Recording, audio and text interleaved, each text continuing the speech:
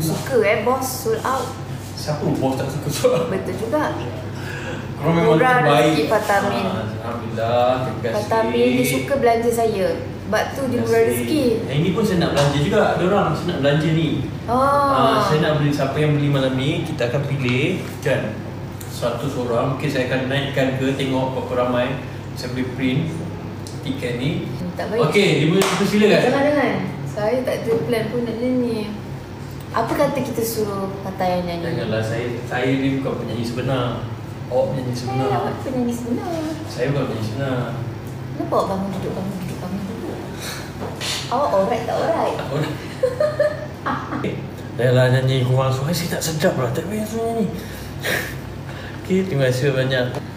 Genggam erat tanganku dan jangan coba engkau lepaskan. Tetaplah kau di situ bersama cinta dan harapan, bersemi dua jiwa yang takkan pernah terpisah, karena kaulah cinta terakhirku.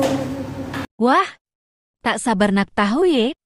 Sebelum tu klik button subscribe dan tekan simbol lonceng. Okey, ni kat lu korang.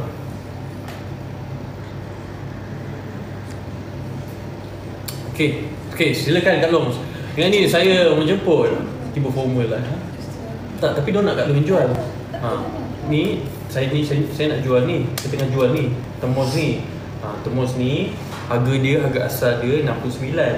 Tapi untuk live ni 49. Okey, 49. Dia punya material stainless steel ni. So kita lawan lah siapa jual lagi banyak. Boleh. Tapi saya dah banyak dah jual tadi. Tak apa.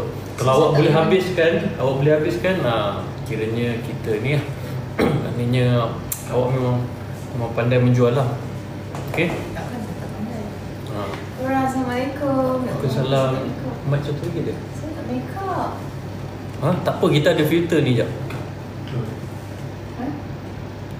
Ni. Okey dah. Kita naikkan sikit filter. Sebab Kak Long dia rasa dia tak make up. Walaupun sebenarnya dia dah cantik, dah cantik. Tapi dia tak rasa ni sebab dia tak make up kan. Biasa aku perempuan kan, selalu macam tu. Diorang cakap ni tak make up pun cantik. Saya boleh jerawat je. Okey, Kak Long. Silakan Kak Long. Ni awak punya tak apa, saya jual. Tak apa lah. Nanti saya ni lah. Awak